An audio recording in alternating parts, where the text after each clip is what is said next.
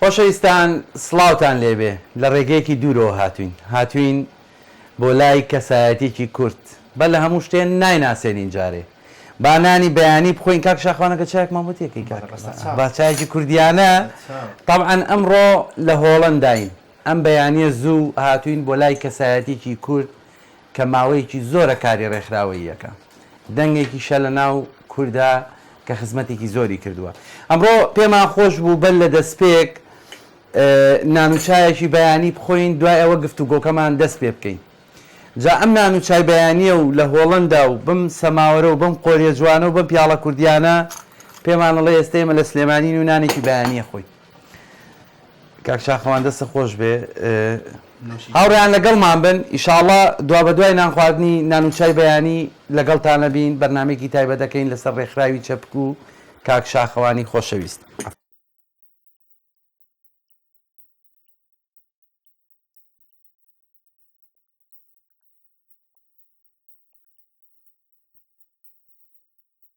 دوای نانوچا خواردنێکی بەیانی و لە هۆڵەندای خۆشەویست لە شارە خۆشەویستەکەی کاکە شاخەوان دوکانی ئەو گەنجەی کە چەندین ساڵە خزمەت بە مرۆڤایەتی دەکا و لە ڕێکخراوەکەی خۆیەوە پێمان خۆش بوو سەبارەت بە کاری ڕێکخراوەیی سەبارەت بە ڕۆڵی ڕێکخراوەکان باس و خواستێکی گەرم بکەین و لێرەشەوە سپاسی بکەین بۆ پێشوازی گەرمەی لی-کردین کاک شاخوانم کاتەوە باش زۆر سپاسم کاتی ئێوەش باش زۆر خۆشحاڵ بین لە وڵاتی بەریتانیاوە هاتوون بۆ هۆڵەندا و گەورەتان کردین دیارە ئێوەش هەموو کەناڵەکەتان هەموو ڕێکخراوەکەتان خزمەتی باشی کوردانی تاراوگە و بە تایبەتی بەریتانیاتا کردو کە جێگەی دڵخۆشی ئەمەیە و ئێمەش دەستخۆشیتان لێکەین. زۆر سپاس کاک شاخەوان ئەپرسم چی وای لێ کردی ئەم ڕێکخراوە دروستکەی چی وای لێ کردی خزمەت بکەی؟ بەڵێ دیارە ئێمە وەکو کۆمەڵی گەنج کە هاتوین بۆ تاراوگا پێشتر خۆمان لە کاری ڕێکخراوی ئیشمان کردو و ئەزمونێکمان هەبووە لە کاری ڕێکخراوەیی و هەر یەکێ لە ئێمەش ئەزمونونەکەی لە 20 ساڵ کەمتر نییە بۆ ئەتوانین بڵێن ئەتوانین ڕابەرایەتی و سەکردایەتی کاری ڕێکخراوەیی بکەین و وامان کرد کە ئێمە بەتایبەتی لە ئەوروپا کاری ڕێکخراوەیی نەک لە پاشەکشایە بگرە کاری ڕێکخراوەیی نابینرێت و زۆر لە حاڵەتێکی کەسبوونایە و بێ پشت و پەنا و بێ هاوکارە بۆیە بڕیارمانداوەکو کۆمەڵێک کچووکڕی ئازیز کۆمەڵێک هاوڕێ لە هۆڵەندا ڕێکخراوی چەپکدا بمەزێنی و یەکیم چالاکیش لە شاری ئاڕێم هەرێمی خێردەڵان پێشکەشمان کرد بۆیە بڕیارماندا کە دوای ناساندن ئێمە هەمان ڕێکخراو لە هەرێمی کوردستان دابمەزرێنین ئەوە بوو لەسەر دەستی کۆمەڵێک هاوڕێ ئەزیز لە شاری سلێمانی و هەولێر داوای یاساییمان پێشکەش بە فەرمانگە ڕێکخراوە ناحکومەکان کرد بە خۆشحاڵی و دوای سوپاسیش بۆ ئەوان مۆڵەتی یاساییمان وەرگرت و لە شاری سلێمانی لە شەقامی پیرەمێرد لای سەرای ئازادی ئێمە بۆ ماوەی 5 ساڵە ئۆفیسمان هەیە و ڕێکخراوەکە 6 ساڵە دامەزراوە دیارە ئەوەی ئێمە کردومانە ئەمانوێ خزمەت بکەین بێجیاوازی هیچ لایەن و سیاسیەک جا بۆیە ئەم ڕێکخراوە ئێمە تایبەتمەندیژی خۆی هەیە کە سیرمان کردووە لە ڕێکخراوەکانی تا ڕەنگە زۆر شت نەبێ یان ڕێکخراوی تایبەتە بە بوارێک ڕێکخراوی چەپک بۆ گەشەبەدانی مرۆیی ئەمانوێ بە تەواوەتی لە بواری مرۆیی مرۆڤ دۆسیە ئیشکەین بۆ نمونە بەشی خوێندکارانمان کردوێتەوە بۆ خزمەتکردنی خوێندگا بەنەڕەتی و خوێندنی باڵە بەپەیمانگە و زانکۆ کە بریتە لە 15 بۆ 20 ئەندام و خۆبەخشی ئازیز کە هەمویان دەرچووی زانکۆی سلێمانین و بەشی خاوەن پێداویستی تایبەتمانی هەل لە ڕێکخراوی چەپک دیارە زۆربەیان خاوەن مناڵ و کەس و خێزانی خاوەن پێداویستی تایبەتن بۆیە خۆیان لە ناو معاناتی ئازاری ئەو نەخۆشە درێژخایانیان بۆیە ئەتوانن خزمەتکەن و ئەوەی کە کردوشیانە کردویانە لە ناو خوێندنگاکان کە خاوەن پێداویستی تایبەتی دیابەوە بۆ من لە دوکان لە سلێمانی کۆمەڵی فیستیڤاڵیان کردووە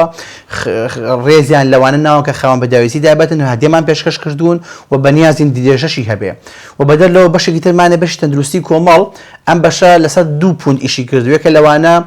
پشکنینی دان و پشکنینی چاو بۆ خوێندگەکانی شاری سلێمانی بە سوپاسەوە بۆ مامۆستا دڵشاد بەڕێوەبەرایەتی پەروەردەی پارێزگای سلێمانی کە مۆڵەتی پێبەخشیوین سەدانی مەکتەبەکان دەکەین بەپێی یاسا بە لیژنەی خۆمان ئەچنە لای بەڕێوەبەر و خوێندکاران دیارە بۆیان کۆکەنەوە چەند خوێندکارە بین لە خوێندنگای بۆ 400 خوێندکار بینراوە لەوانەیە 12 خوێندکار چاوی کەس بێت دەگوباوکی ئاگادارە کردەوە ئەم بەڕێستە چاوی کەس دەتوانێت سەدانی ئێمە بکات ئەگەر پێویستی پێ بووی ئەمە دووبارە پشتینی کۆمپیوتەری بۆکەینەوە و چارگەی پێبەخشین. دیارە ئێمە بۆ بەڕێبەراتەکانیش کردومانێک لەوانە بەڕێبراتی کوشتن و خۆکوژیە لە بەڕێبەرەوە تا کارمەند و شۆفێر ئێمە توانیمانە پشتینی چاوی بۆ بکەین دواتر بە نووسرا و ئێمە پێم زانیارەکەمان یاونەتێک کە بەپێی حاڵەتی پزیشکی و تەندروستی ئێمە ئەوەی کە لیژنەی تەندروستی ئێمە کە دایناو دیارە ئەوەش کۆمەڵێک کەسن خۆیان لە نەخۆشخانەی چاوەکەن، یعنی کەسی ئاسایی نییە کە لە ڕێکخراوەکەمان ئەو پشتین ناکە دیارە جیهاز و کەشی پسپۆرت تایبەت بە بوارەکەیە. ئێمە ئەمانەیە خزمەت بکەین لەسەر ئەو حاڵەتانی کە هەیە و دیارە کۆمەڵی بەشی ترمان هەیە بەشی ڕاگەاندن و نوێنەرایەتی لە شار و شارۆچەکانی هەرێمی کوردستان و هەولێریش. ئێمە ئەمانەوێت بۆ نمونە سەیرمان کردو لە ڕابردوو بۆ لە ڕێکخراوەکان کە شتێ نەکرابێ ئێمە ئەمانە لەم ڕێکخراوی خۆمانە بیکەین بێت جیاواسی. کاری خۆبەخشی چیە گەێنێ لای تۆ؟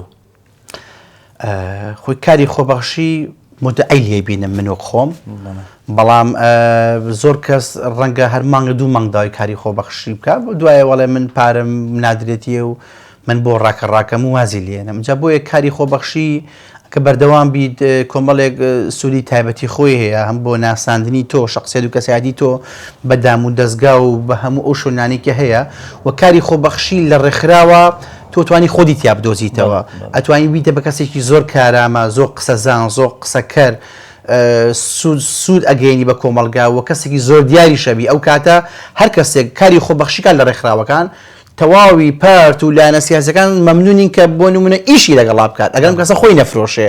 باشە واتە تۆ ئەگەر خۆبەخشبی لە هەر ڕێکخراوەکە توانی خزمەتێکی زۆر باش بە خۆتکەی باگراوندێکی تایبەتی دەبێ. چابووی کاری خۆبەخشی کارێکی زۆر زۆر پیرۆزە. یەکە لە وڵاتانێک و هۆڵندا لێرە هەر ڕێکخراوی 5-6 کەس ئیشی تیاکە بە خۆبەخشی ئیشەکەن و کەسانن کە بۆ نمونە بۆ لەسەر سۆشیاڵن ئیشەکەن یاخود تەمەنیان تەواو بۆ خانە نشینن لێ بەخۆ بەخش ئیشەکەن و ئەیانوێ خزمەتی خۆیان بکەن. بەڵام لە کوردستان لە زۆر ڕێکخراوەوان نییە، لە زۆر ڕێکخراوە بووە مانگە دوو مانقەڵک وەرگیتە دوایڵە من نایکە متاقەتی ئەم ئەوم نییە بەخۆ بەخشی ئیشم کردو. بەڵام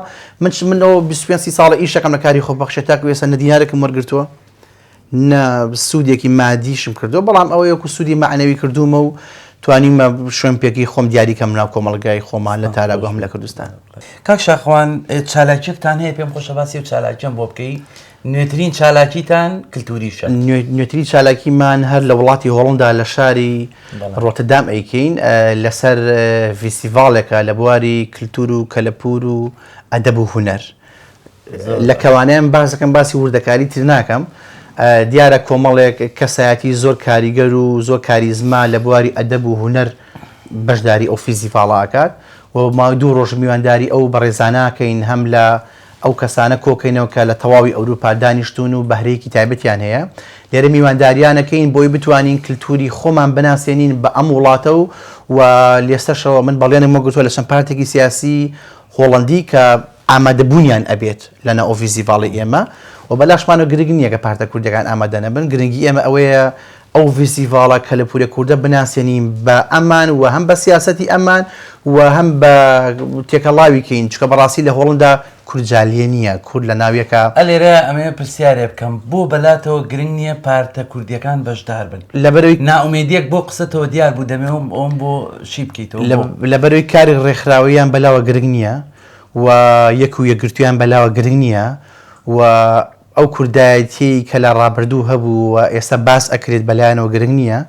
من هجوم ناکەمە سەر هیچ پارتێکی سیاسی و من وەکو شخصی خۆم وەکو ڕێکخراوەکەشم نامانەوێت دژی هیچ کەس و سەکردە و ڕێکخراوە و لایەنێکی سیاسی بن و ڕێکخراوەکەشمان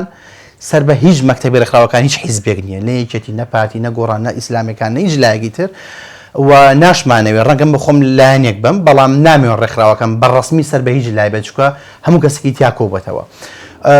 لە ئەوروپا لە تاراوگا بە تایبەتیش لە هۆڵندا بەداخەوە وەزئی کاری سیاسی لە پاشەکشایە کاری ڕێکخراوەی لە پاشەکشایە بەستە کووردە. بەڵێ ئێمە یەکێ گرتوونین بۆ نمونە لێرە هەڵبژاردنەکە کرێت بۆ گەنجێک ئێوە خۆی هەڵبژێرێت هەمویان بێکدەنگ ناتوانن پشتیوانیکەن ئەڵێ ئەم لایە پێشتر ئەو حیزبە بۆی جدی بۆ پارتی و ئیسلامی و گۆڕان بۆ لاکانی تر پڕبانگەدیشی بۆگەن دەرنەچێ یعنی جالیە نین پشتیوانی یەکتری نین بەدەر لەوەش ئەو هەموو شتە باشە ئەکرێ ڕێپێوان و سیمینار و کۆڕ هەموو پەنجەکانی دەست ئەژمێرێت هیچ کۆبوونەوە و دانیشتنێک ناگاتە 20 کەس لە وڵاتێکا کە تەواوی کەسە سیاسیەکان تەواوی نوخبە سیاسەکانی کورد کە پێگەیشتون لە ئەمیستردام و لاهای هۆڵنداوە ئەجا چون لە کوردستان ئێستا وەزیر و زەرا و پەرلەمانتار و کۆمەڵێک پلۆپۆسی تایبەتیانە بۆ هۆڵندا وڵاتێکی زۆر گرنگە وڵاتێکی زۆر کاریگەرە بۆیە بەداخەوە کە ئەم کاری سیاسیە لە پاشەکشای ئێمە هەومان خۆخۆری لە ناوێکە جا بۆیە ئێمە و ڕێکخراوەکەمان نامانەوێت بەشێک بین لەو کاری خۆخۆریە ئەمانەوێت بێکەوە و کۆمەڵە کەسێک ئەم ڕێکخراوە سەپەرشتێکن لە بەتایبەتی لە هۆڵندا و ئەوروپا ئەمانە کۆمەڵێشتی جوان پێشکەشکەین لەبەر نەبوونی ئەوان ئێمە ئەمیشاکەین ئەگەر ئەوانێک کوێ گرتو بوونە حیزب و پاتە لاوان و سیاسیانە ئێمە ژەگەڵاوان نابووین و نەمانەتوانین ئێمە بەو جیاوازی ئیشکەین و دەرلەوەش خۆشحاڵە بین بۆ فیزیڤالێکیکەین هەر کەسێک هەر کەسایەتیەک بەشداری کە دەرگامان کراوەیە و خوشک و برای ئێمە و سەر و سەر چاومان کاک شاخەوان وەک بەڕێوەبەری ڕێکخراوی چەپک دەمەوێت باز لە کۆتایی بەرنامەکەیە باز لە کار و چالاکیەکانی ڕێکخراوکەی لە کوردستان و چ شتێکیشی هەیە باسیکەی بۆ کۆتایی بەرنامەکە سپاس دەکەم زۆر سپاس بۆ ئێوەش دیارە لە کوردستانیش کاری ڕێکخراوەی بەجددی لە پاشەکشایە خەڵکێکی زۆر بریتێ لە 2-3 کەس داوای مۆڵەتی یاسایەکە و ڕێگەپێدانیان پێدرێت بەڵام پێویستە فەرمانگە ڕێکخراوەکان کە ڕێگەپێدان ئایا بە هەر ڕێکخراوێک ئەو کەسە سیڤیل لێوەگرێت کە خاوەنی ئەزمموونیەک بێت ئەزمموونەکە لە 15 ساڵ کەمتر نەبێت یعنی تۆ کۆمەڵێک 3 کەس 3 کەنج داوای مۆڵەتەکە ئایدرێت دوای چۆن ئەتوانە خزمەتکە ئەمانە دوایەوە ئەبن بەسەر ئێشە و بەبارگرانی بۆ ئێمە بۆ نمونە ڕێکخراوگەلێکی زۆرمان هەیە لە دەرگای ئەم حیزب و ئەو حیزب و ئەم مەسئول ئەو مەسئولین بۆ پیاکردنی 2 دیناریان تێکردنی حەزەکانی خۆیان ئەمە بەشێکیان هەمیان ناڵێن زۆر ڕێکخراوی چالاکمان هەیە زۆر ئیشی باش کراوە بەڵام کاری ڕێکخراوی لە پاشەکشایە لە بەرەوەی کۆمەڵی ڕێکخراو بەم شێوازێکە باسم کرد ئەگەڕێن کاری ڕێکخراویان ناشرین کردووە لە بەشای شوێنەکانی تریش و بە دەرلەوەش فەرمانگە ڕێکخراوەکان دیارە ساڵانە داوای تازەکردنی مۆڵەتی یاساییەکات بۆ فەرمانی کارژێڕی تاوان ئێمە وەکو ڕێکخراوی چەپک مەزانە لەم شوێنە دوورەین لە هۆڵنداوە لە سلێمانی ئێمە نزیکی 70-80 خۆبەخشی باشمان هەیە چالاک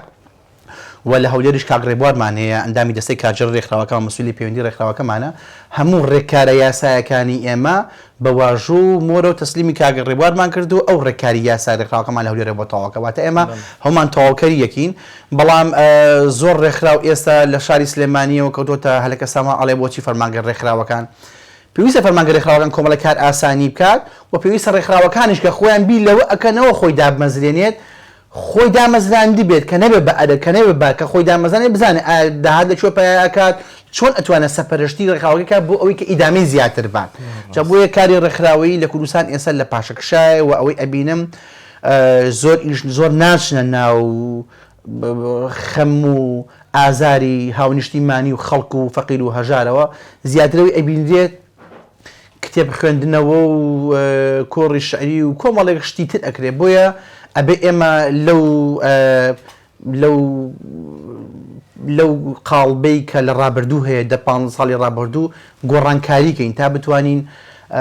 ئیشی جوانتری پێشکەش و شتی ڕۆحی کەین بچێت ناو ڕۆحی خەڵکەوە زۆر سپاس بۆ ئێوە کە لەو دوورە و هاتوون بۆ ئێرە دیدارتان لە ئێگەڵ ئێمە کردووە ئەم بە ناوی ڕێکخراوی چەپک بۆ گەشەبەدانی مرۆی بە ناوی تەواوی هاوڕەکانم لە ئەوروپا و هۆڵندا و کوردستان دەستخۆشیتان لێکەین و دەستخۆشی لە ڕێکخراوەکەتانەکەین دیارە ئێوەش یەکن لەو ڕێکخراوانی کە لە بەریتانیا بەردەوام لەسەر کاری کللتوری و لە کوردستانیش هاوشێوەی ئێمە